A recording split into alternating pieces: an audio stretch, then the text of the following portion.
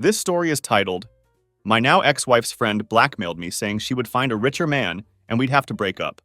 But I decided to act first and secretly filed the divorce papers without them knowing. Hey Reddit, my name is Tyler, and I'm 33 years old. I've been married to my wife Brooklyn for 6 years now, and up until about 10 months ago, I genuinely thought we had a solid relationship going. I work as an owner-operator truck driver with my own rig, and I've been doing long-haul trucking for 14 years. The money is good when you work smart and know what you're doing.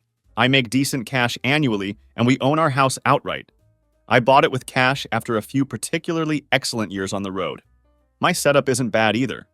I've got a 2020 Peterbilt 579 with a 13-speed manual transmission and enough chrome to blind passing aircraft. The thing is completely paid off and runs like a Swiss watch when you maintain it properly, which I always do. I've got regular contracts with 4 different freight companies, so work stays consistent. My truck is essentially my office, my income source, and honestly, my pride and joy. Now, Brooklyn's older sister Victoria is what I can only describe as a piece of work. She's been twice divorced and is constantly broke, despite getting decent alimony payments from both of her ex-husbands. She's still always struggling financially because she has this attitude like the world owes her something. Victoria is one of those women who thinks every man is trying to screw her over, while simultaneously expecting them to pay for everything. Basically, she's got the financial planning skills of a lottery winner and the personality of a parking ticket. Victoria started hanging around our place much more often about 14 months ago, right after her second divorce was finalized. At first, Brooklyn would actually roll her eyes at Victoria's bitter rants about men and marriage. Brooklyn understood my work. The long hours, the weeks spent on the road, and the fact that good money requires real sacrifice. She had never complained about me being gone for stretches of time or working holidays when the rates were at premium levels. She used to be genuinely proud of what I did for a living. Brooklyn would brag to her friends about how I owned my own business and made good money without needing a college degree. When I'd come home after a particularly profitable week, she'd be genuinely excited about the money we'd earned, and we'd talk about our plans for the future together. She understood that trucking meant irregular schedules, but it also meant steady income if you worked smart and stayed dedicated to the business. But slowly, I started noticing significant changes in how Brooklyn talked and acted around me. It began with little comments about money and our financial arrangements. She started questioning why I kept my trucking business finances separate from our personal accounts, which was something I'd explained to her at least a dozen times before. It's basic business sense to keep fuel costs, maintenance expenses, and taxes separate from household finances. But suddenly she was acting like I was hiding something important from her. The questions became more frequent and increasingly pointed as time went on. She'd ask about my gross income versus what I actually brought home, not understanding that fuel costs alone can eat up 35% of revenue during a particularly bad week. When I tried explaining the economics of being an owner-operator trucker, things like fuel surcharge charges, dead head miles, and the necessity of maintaining maintenance reserves, her eyes would glaze over like I was speaking a completely foreign language. Then she started making snide remarks about our house being technically in my name only. This was something we had thoroughly discussed when we bought the place. I had put down the cash from years of saving every penny while on the road, so I took the deed, but I always considered it ours as a couple. It had never bothered her before Victoria started spending more time around us. Victoria had clearly started filling Brooklyn's head with nonsense about financial security and protecting herself in marriage. Brooklyn began adopting Victoria's entitled attitude about money and started making comments about how I should be investing more in her future. She started hinting that I should add her name to my truck title and business accounts, which made no sense from a business perspective. When I explained that adding a spouse to commercial vehicle ownership creates unnecessary complications and potential liability issues with insurance and DOT regulations, she got defensive and accused me of not trusting her. The worst part was watching her personality completely change from who she used to be. She went from being the easygoing woman who understood and respected the trucker lifestyle to someone who questioned every single decision I made and acted like I owed her detailed explanations for how I ran my own operation. Victoria was clearly feeding her ideas about what she supposedly deserved as my wife, and it was poisoning everything we had built together. My father noticed the change during our regular Wednesday family dinners. After one particularly awkward meal, where Brooklyn made several passive-aggressive comments about men who don't appreciate their wives, Dad pulled me aside afterward. "Son, your wife's starting to sound exactly like her bitter sister," he said quietly. "That woman's poison. and it's spreading to Brooklyn. I tried talking to Brooklyn directly about Victoria's influence on her thinking, but she got immediately defensive. She said I was trying to control who she spent time with, and that I was just threatened by strong women who know their worth. That phrase alone told me exactly where this new attitude was coming from. It was pure Victoria vocabulary. I told Brooklyn that Victoria knowing her worth was like a broke person knowing the price of a Lamborghini. Technically accurate information, but completely irrelevant to her actual situation. The real turning point in our marriage came about 8 months ago, when Brooklyn started complaining about my work schedule.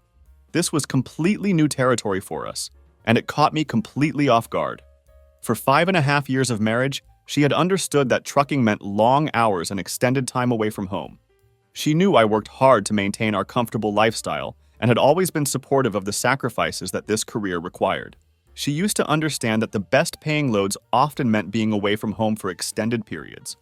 Cross-country hauls paid premium rates specifically because most drivers didn't want to be away from their families for a week at a time. I had specialized in these longer runs because they were significantly more profitable and allowed me to maintain steady, reliable relationships with shippers who valued dependability and consistency. Brooklyn had never complained about this arrangement before because she knew these demanding runs were directly funding our comfortable lifestyle. She would even pack coolers full of food for me to save money on expensive truck stop meals, and she'd track weather conditions along my planned route to make sure I stayed safe. But after just a few months of Victoria being around constantly, suddenly my work ethic became a major problem in her eyes. I came home after a particularly good week. 3 cross-country runs that netted me almost excellent money. And instead of being happy about our financial success, Brooklyn completely laid into me about being married to my truck instead of her. "You choose that damn truck over everything else," she said, her voice getting sharper and more accusatory. "When's the last time we went out to dinner together? When's the last time you were home for more than 3 days straight?" "Brooklyn, this is exactly how we afford the life you want," I replied, trying to stay calm. "Those runs pay for your car, this house, and everything we have in our lives." "Victoria's right. You use work as an excuse to avoid real commitment," she shot back. She accused me of choosing work over family and said I was using long hauls as an excuse to avoid spending quality time with her. This was particularly rich coming from someone who'd never once complained when those exact same long hauls were paying for her car, her shopping trips, and the comfortable life she'd become completely accustomed to living. The argument escalated quickly when she demanded that I start turning down high-paying runs in order to spend more time at home with her. I tried explaining that owner-operators don't get paid vacation days. If the truck isn't moving and generating revenue, we're not making any money. The truck payment doesn't stop just because I'm home, insurance doesn't pause, and maintenance costs continue to accumulate whether you're actively working or not. She didn't want to hear about any of the business realities I was trying to explain. Instead, she started comparing me unfavorably to her friends' husbands who worked normal 9-to-5 jobs and were home every single evening. Never mind that most of those guys made half of what I earned annually and were constantly stressed about job security and navigating corporate politics. "Why can't you just get a normal job like everyone else?" she demanded. "Victoria says successful men make time for their families regardless of their work."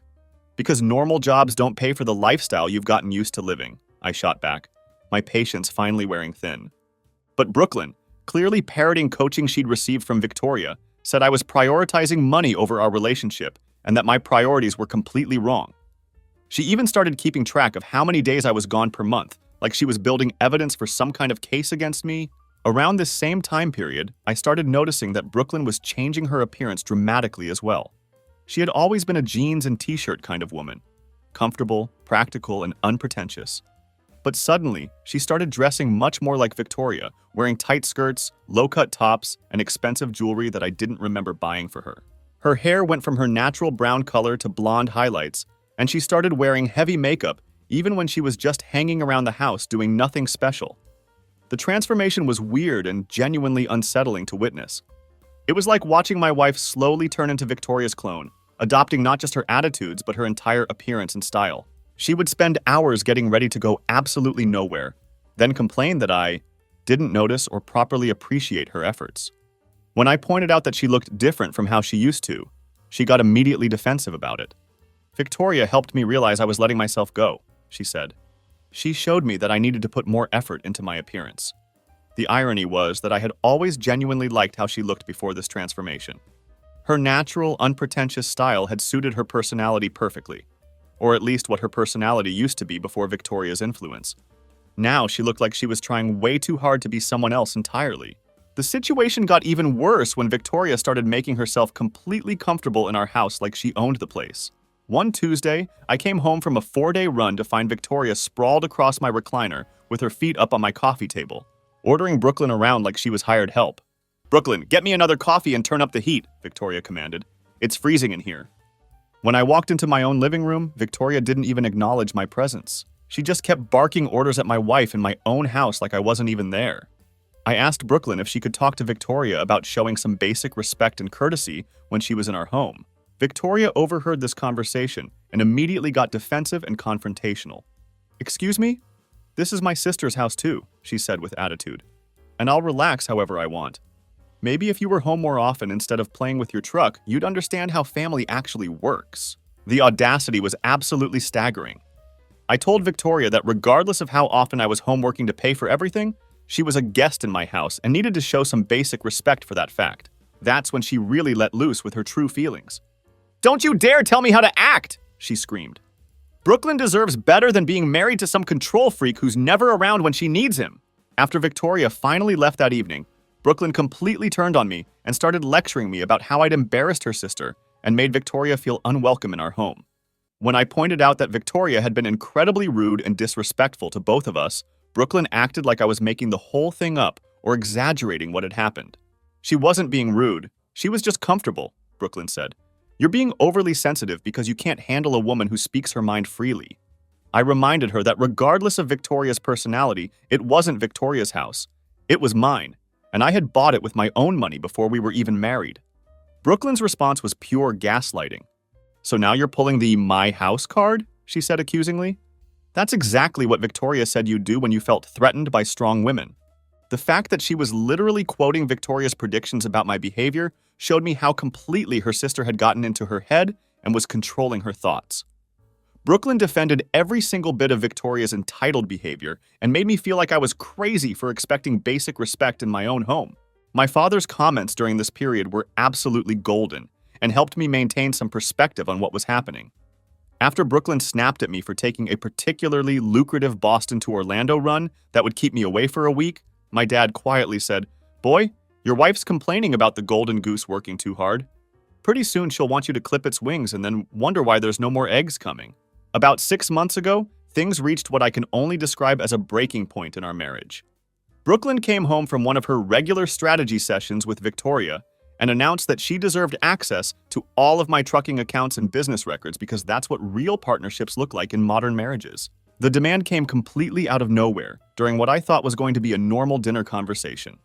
I was sitting there eating a steak and catching up on the day's events when Brooklyn suddenly launched into this clearly prepared speech about financial transparency and shared responsibilities in marriage. She had obviously rehearsed this entire presentation with Victoria because it hit all the typical talking points about modern marriage, equality, and partnership that Victoria was always spouting. "I need to be on all the accounts," she said, her voice taking on that entitled tone I'd grown to hate. "How am I supposed to plan our future together if you keep me locked out of everything financial?" "Brooklyn, these are business accounts with commercial insurance requirements," I explained patiently. "Adding you to them could create serious liability issues with my DOT certifications and insurance coverage." "That's just another excuse," she shot back immediately. "Victoria says men always have convenient excuses when they don't want to share control with their wives." When I tried to explain that my commercial insurance and Department of Transportation requirements made adding a spouse to business accounts genuinely complicated from a legal standpoint, she completely lost it. She started going on about how I was treating her like a roommate instead of a wife, and how Victoria was absolutely right about men who use marriage for convenience while protecting their own interests. Brooklyn didn't understand any of the legal complexities involved in commercial driving operations. Adding her to business accounts could potentially affect my insurance rates, create major liability issues if something went wrong during operations, and seriously complicate tax filings with both state and federal authorities. The Department of Transportation has extremely strict record-keeping requirements, and mixing personal and business finances could trigger audits or regulatory problems that could jeopardize my entire operation. That same night, she escalated her demands and insisted that I add her name to my truck title to prove I was truly committed to our marriage. When I refused to do something that legally and financially reckless, she threatened to leave me and take what was rightfully hers anyway. "I've put 6 years of my life into this marriage," she said, her voice getting shrill and desperate. "I deserve half of everything you've built during that time." "You deserve exactly what you contributed," I replied calmly, "which was nothing toward my trucking business or building these assets." "How can you say that? I supported you emotionally," she protested. "I kept this house running while you were gone working." She genuinely wanted ownership of assets she had contributed absolutely nothing toward acquiring. I told her that her contribution to my trucking business was about as significant as a passenger's contribution to flying the plane, technically present, but completely irrelevant to the actual operation. Then she started treating our home like it was her personal space to control. She would rearrange my office area where I kept my logbooks and important paperwork, throw away my trucking magazines during her decluttering phases, and act like my CB radio and dispatch equipment were unsightly eyesores in her house. Victoria had convinced her that everything in her house should be subject to her approval and aesthetic preferences. The financial demands became absolutely ridiculous as time went on. Brooklyn wanted access to my fuel cards, demanded that I buy her expensive jewelry as an investment for our future, and started talking constantly about how we needed to upgrade our lifestyle to match what she deserved as my wife. She would point to Victoria's alimony payments as proof that men should be financially supporting women at much higher levels than I was providing. Her spending increased dramatically during this period, and she would make expensive purchases without any discussion or consultation with me. Then, she would justify these purchases as investments in our future, or things we needed for the house. When I would question a $650 shopping spree that seemed completely unnecessary, she would accuse me of being controlling and not properly valuing her contributions to our household. My father's observations were getting more pointed and direct as he watched this situation unfold. After Brooklyn made a scene about wanting a completely new kitchen during a family barbecue, Dad cornered me by the grill and didn't mince words. "Son, that woman's got dollar signs in her eyes and an attitude that could strip paint," he said bluntly. "Victoria's turned her into a gold digger with a wedding ring." So I started documenting Brooklyn's behavior and demands in detail. Something deep in my gut was telling me that I needed to keep careful track of her increasingly unreasonable expectations and the timeline of how her attitude had changed so dramatically. My instincts were telling me that this marriage was heading toward complete disaster, and I needed to be prepared. The final straw came when Brooklyn announced that she had been talking to a lawyer about her rights in our marriage. She said Victoria had recommended someone who specialized in protecting wives from financial manipulation by their husbands. That's when I knew for certain that Victoria had moved beyond just poisoning Brooklyn's mind. She was actively encouraging her to treat our marriage as a business transaction that needed legal intervention. I told Brooklyn that consulting divorce lawyers while still married was like shopping for parachutes while the plane was crashing.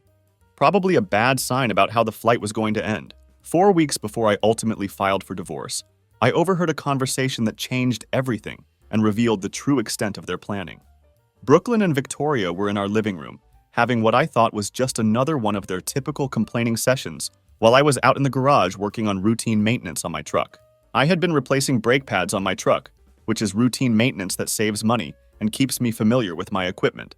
The garage window was open because brake cleaner fumes need proper ventilation, and I could hear their voices from the living room clearly through that opening.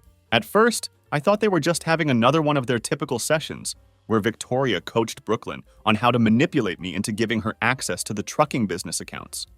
But what I heard was far more calculated and sinister than I had imagined. "Men like him need to feel like they're in control," Victoria was saying. "So you make him think it's his idea to add you to everything. Cry a little. Talk about trust and partnership. Make him feel guilty for keeping you out of the financial decisions." Brooklyn was actually laughing about how easy I was to manipulate. She said she had been following Victoria's script about feeling excluded from financial decisions and that I was starting to crack under the pressure, just like Victoria had predicted. The casual tone of their entire conversation was what really got to me. They weren't discussing relationship problems or communication issues like normal people would. They were strategizing about how to manipulate me into giving up control of assets I had worked years to build. Brooklyn was laughing about tactics that had been causing me genuine stress and anxiety for months. The conversation got significantly worse as I continued listening. Victoria was telling Brooklyn to start documenting everything I spent money on: fuel expenses, truck payments, maintenance costs, so she could use it against me later in legal proceedings. Men always hide assets during divorce, Victoria said, with the confidence of someone who had been through this process twice before. You need to be smart and document everything now while you still have access to information. The casual way they discussed divorce like it was an inevitable outcome was absolutely chilling. Victoria's expertise came from her own divorce experiences, and she clearly knew how to document spending patterns, create evidence of financial misconduct, and build cases for asset division. The woman had turned divorce into a science, and she was now teaching my wife her proven methods. Brooklyn mentioned how she had been building a case for financial abuse by keeping track of every time I questioned her spending or worked long hours to maintain our income. Victoria praised her for being strategic and said that most women were too emotional to properly plan their exit from marriage. They were literally plotting against me while living in my house and benefiting from everything I worked to provide. The financial abuse angle was particularly twisted because Brooklyn was reframing completely normal budget discussions and work obligations as evidence of controlling behavior. Every time I had questioned an unnecessary expense or explained why I needed to take a profitable run, she had been documenting it as potential ammunition for divorce proceedings. They talked about timeline and strategy like military generals planning a campaign. Victoria advised Brooklyn to wait until after my busy season ended, so I would have more cash sitting in business accounts when they made their move. She suggested that Brooklyn should start taking photos of my truck and expensive items in our house to document marital assets for future division. The timing discussion revealed just how calculated their entire approach was. This wasn't an emotional decision or a relationship that had naturally deteriorated. This was a planned financial extraction scheme. That conversation lasted almost an entire hour, and every single minute was them strategizing about how to manipulate and eventually financially destroy me. Brooklyn wasn't the innocent victim of Victoria's bad influence like I had thought. She was a willing and enthusiastic participant in a plan to con me out of everything I had worked 14 years to build. I went back inside the house acting like nothing had happened, but internally I was planning my own strategy. If they wanted to play games, I was going to make absolutely sure that I won. Two could play chess, but I was about to flip the board and play checkers instead. The next morning, I called my father and told him exactly what I had overheard the night before. His response was immediate and decisive. "Son, that snake's been planning to rob you blind," he said. "Time to batten down the hatches and protect what's yours before they can execute whatever plan they're cooking up." My father is a retired mechanic who has seen this kind of situation before, and he helped me understand exactly what needed to happen to protect my assets from someone planning to use divorce as a payday scheme. We had 4 weeks to get everything properly secured before Brooklyn could execute whatever timeline Victoria had given her. The first priority was protecting my truck and business operations. My dad and I met with my lawyer to transfer ownership to a family trust with Dad as the trustee. Since I had bought the truck before our marriage, and Brooklyn had never been involved in the business operations or contributed any capital, it could be protected as separate property. The lawyer said my timing was absolutely perfect. Doing this while still married, but before any divorce proceedings showed that it wasn't being done to hide assets from the court. It was legitimate asset protection planning. The trust structure was elegant in its simplicity and legal protection. My father became the legal owner of my trucking business assets, but I retained complete operational control through carefully drafted management agreements. Brooklyn couldn't claim ownership of assets she had never contributed to building, and the timing proved that the transfers weren't done to defraud creditors or hide marital property from divorce proceedings. Next priority was protecting the house. Since I had bought it with cash before our marriage and it was solely in my name, we restructured ownership through the same family trust. My father became the official owner on paper, with me retaining all rights to live there and manage the property. Brooklyn had no legal claim to it, but this eliminated any potential argument about marital property appreciation.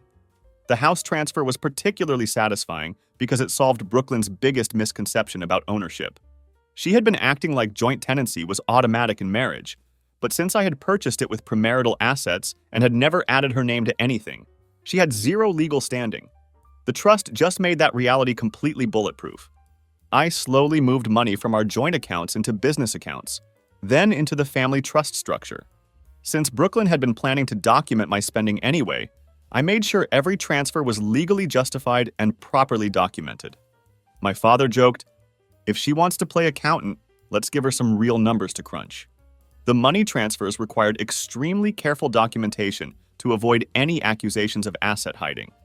Every movement was completely legitimate. Business funds going to business accounts, premarital savings being protected through proper legal structures. If she wanted to scrutinize my finances, she would find everything properly documented and legally sound. The truck, trailer, and all my trucking equipment got transferred into the trust structure as well. My lawyer confirmed that since these were business assets acquired before marriage, Brooklyn had absolutely no claim to them. But moving them into the trust created an additional layer of protection that would be impossible to challenge. I started keeping detailed records of Brooklyn's spending and behavior during this period. Every unreasonable demand, every entitled outburst, every time she threatened me financially, it all went into a comprehensive file. My father said, "Document everything, son. Women like her always think they're smarter than they actually are." During these 4 weeks of preparation, Brooklyn had absolutely no idea what was happening behind the scenes. She kept up her act of playing the loving wife while secretly plotting with Victoria about how to extract maximum value from our divorce. I played along, acting concerned about her feelings and our relationship while systematically protecting everything I had worked to build.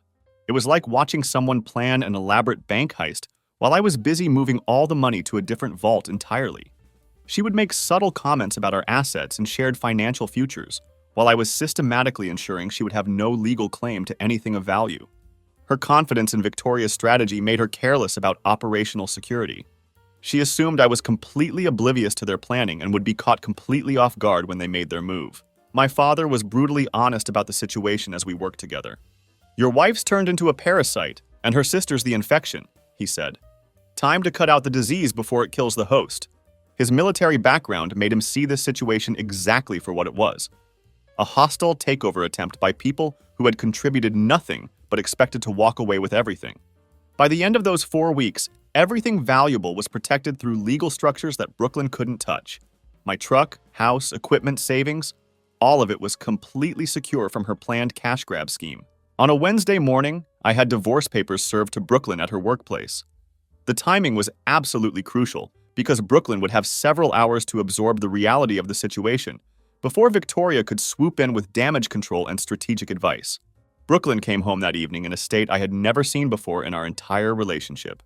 She was holding the divorce papers and literally shaking, not from sadness about our marriage ending, but from pure, undiluted rage at having her plans disrupted. "What the hell is this?" she screamed, waving the papers at me aggressively. "You can't just throw me away like garbage after everything I've done for you." "It's exactly what it looks like, Brooklyn. We're getting divorced," I said calmly. "You can't do this to me. I have rights," she protested desperately. "I've invested 6 years of my life in this marriage, and I deserve something to show for it." When she realized that I was completely serious about the divorce and that there was no negotiating or changing my mind, Brooklyn immediately started making demands about the house and truck. "I deserve half of everything," she declared, with that entitled attitude I'd grown to despise. "The house, the truck, the business. I helped build all of this with my support and sacrifice." "You helped build exactly nothing, Brooklyn," I replied matter-of-factly. "You never contributed a single dime to any of it." "That's not how marriage works," she shot back angrily. "Everything you earned while we were married is mine too under the law." When I calmly explained that prenuptial agreements weren't the only way to protect premarital assets, and that proper legal planning could safeguard assets acquired before marriage, her entitlement quickly turned into complete hysteria. "You manipulative jerk," she screamed. "You planned this whole thing! You've been hiding money from me and setting me up to get nothing." She started screaming about how I couldn't just throw her away with nothing and that she had legal rights as my wife that couldn't be ignored. The mask had completely slipped at this point. This wasn't a woman who was heartbroken about losing her marriage. This was someone who was furious about losing access to assets she had been planning to take in a divorce. "Victoria told me you'd try something exactly like this," she yelled, her voice becoming shrill. "Men like you always try to screw over their wives when you think you can get away with it." "Victoria can tell you whatever she wants," I said calmly. "Your lawyer will explain what you're actually entitled to under the law." The screaming fit lasted almost 25 minutes straight. Brooklyn cycled through anger, threats, crocodile tears, and back to anger without displaying any genuine emotion about our relationship actually ending. It was pure performance designed to manipulate me into giving her what she wanted financially. You can't take everything and leave me with nothing, she wailed dramatically. That's not fair. I gave you the best years of my life. You gave me 6 years of marriage, Brooklyn, I replied. In return, you got 6 years of a comfortable lifestyle you never had to work for. She called Victoria immediately, and within an hour, Victoria was at our house, acting like she was Brooklyn's attorney instead of her sister. Victoria started making threats about how I couldn't hide assets and that they knew all about my trucking income and what I was really worth. I just smiled and told her that my lawyer would be in touch with whatever legal representation they decided to hire. Victoria's arrival transformed Brooklyn from an emotional wreck back into a strategic adversary. They huddled together, reviewing the divorce papers, making notes, and planning their response like a war council. Don't worry, Brooklyn, we'll get you what you deserve, Victoria said confidently. Men think they can just discard women when they're done with them, but the law protects wives from this kind of manipulation. He's trying to steal everything from me, Brooklyn sobbed dramatically. How can he be so cruel after everything we've been through together? The next few days were absolutely chaotic. Brooklyn alternated between trying to seduce me into changing my mind about the divorce and threatening serious legal action against me. She seemed genuinely shocked that someone had completely outmaneuvered her and Victoria's supposedly foolproof grand plan. Her attempts at manipulation were pathetic to watch.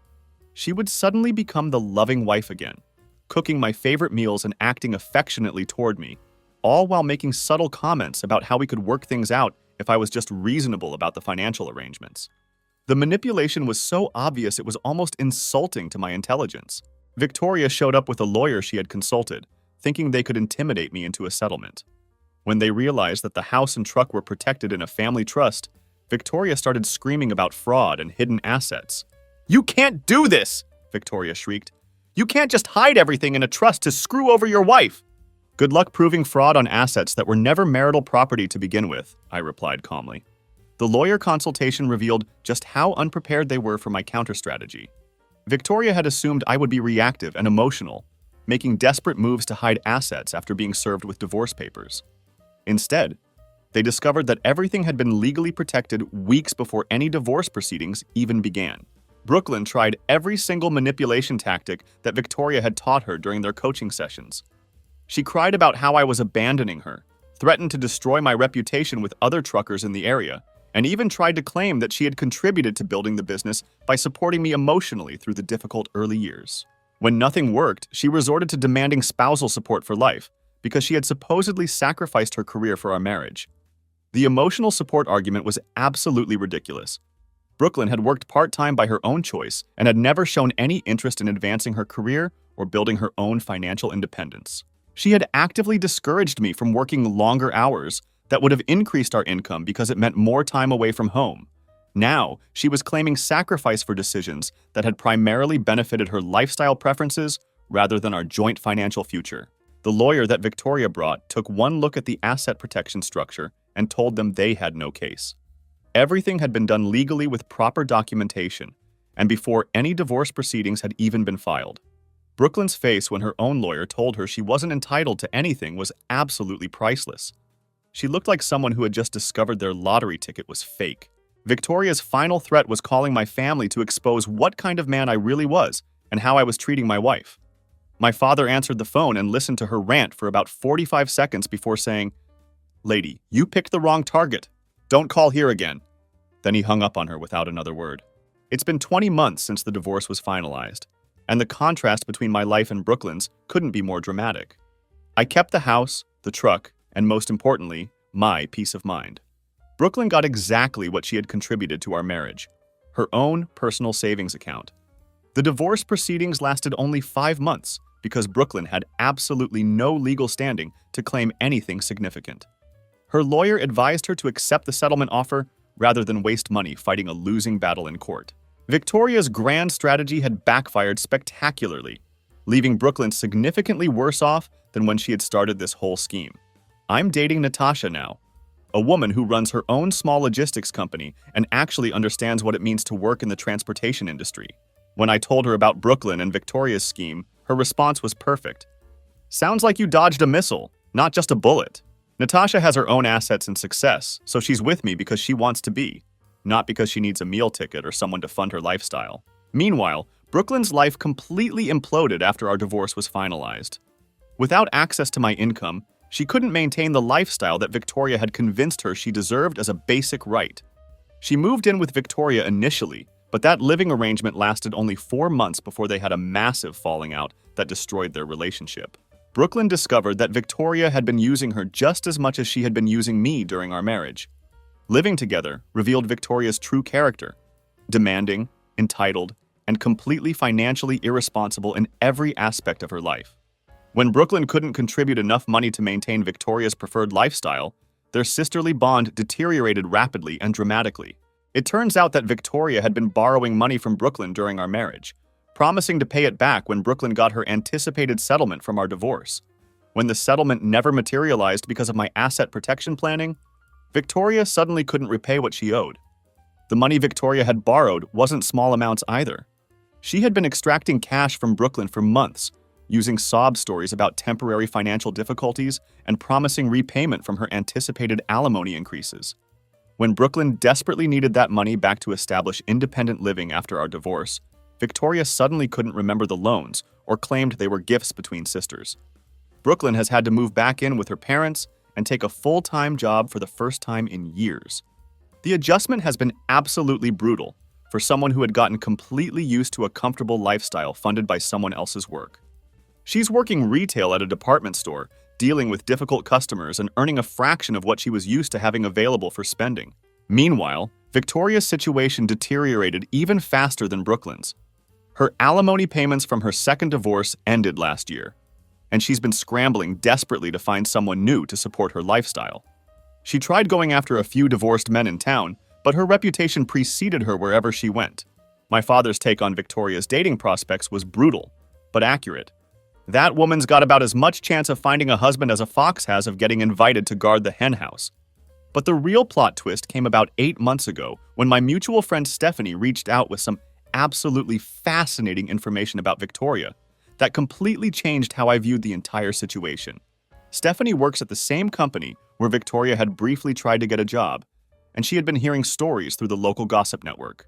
It turns out that Victoria had been secretly seeing her second ex-husband Derek throughout the entire period when she was coaching Brooklyn to divorce me. While Victoria was preaching constantly about how all men were trash and marriage was a trap designed to exploit women, she was sneaking around having dinner dates and weekend getaways with the very man she had divorced for financial irresponsibility. Stephanie felt obligated to let me know about this because she thought the hypocrisy was too outrageous to keep quiet. She said Victoria would cancel plans with friends to meet up with Derek, making excuses about work obligations or family emergencies, while maintaining her public stance about male toxicity and divorce being liberation from oppressive relationships. The hypocrisy was absolutely staggering when you really thought about it. Victoria had been coaching Brooklyn to destroy her stable, financially secure marriage while simultaneously working to rebuild her own failed relationship. She had convinced Brooklyn to leave a marriage that was providing her with financial security and a comfortable lifestyle, while secretly pursuing the very type of reconciliation she publicly preached against. Stephanie told me that the whole thing came crashing down when Brooklyn discovered Victoria and Derek together at a restaurant. Apparently, Brooklyn was there with a friend when she spotted her sister holding hands with her ex-husband across the dining room. What happened at that restaurant was absolutely nuclear. According to Stephanie, Brooklyn lost it completely and started screaming at Victoria about being a lying hypocrite who had destroyed her marriage while secretly crawling back to her own ex-husband like a desperate fool. The scene was so loud and dramatic that other diners were actually recording it on their phones. Restaurant staff had to intervene when Brooklyn started throwing breadsticks at Victoria's table in front of everyone. The meltdown included Brooklyn calling Victoria a pathetic, desperate liar who had ruined her life out of pure jealousy and bitterness. She accused Victoria of using her divorce advice as a way to feel better about her own failed relationships, while secretly trying to rebuild what she had thrown away. Brooklyn screamed that Victoria had manipulated her into destroying a good marriage because Victoria couldn't stand seeing her sister happy and financially secure. The humiliation was complete and very public.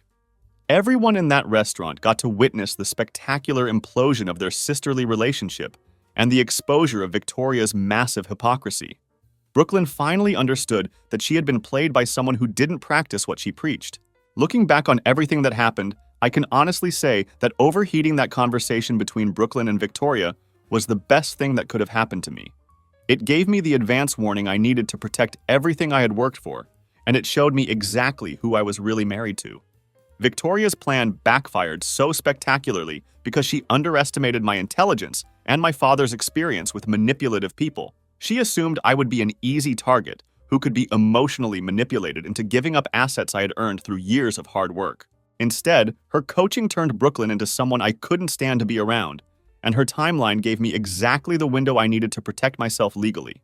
Brooklyn went from being a woman I loved and respected to being a co-conspirator in a scheme to rob me blind. The irony is that if Brooklyn had never started listening to Victoria's poison, we probably would have stayed married. I was happy with our relationship before Victoria started filling her head with entitlement and greed. But once Brooklyn showed me who she really was underneath, there was no going back. Now I'm with someone who brings her own success to the relationship instead of trying to take mine. Natasha and I are building something together based on mutual respect and shared values, not manipulation and financial extraction schemes. Brooklyn learned the hard way that you can't con someone who sees you coming. Victoria learned that her expertise in manipulation doesn't work on everyone.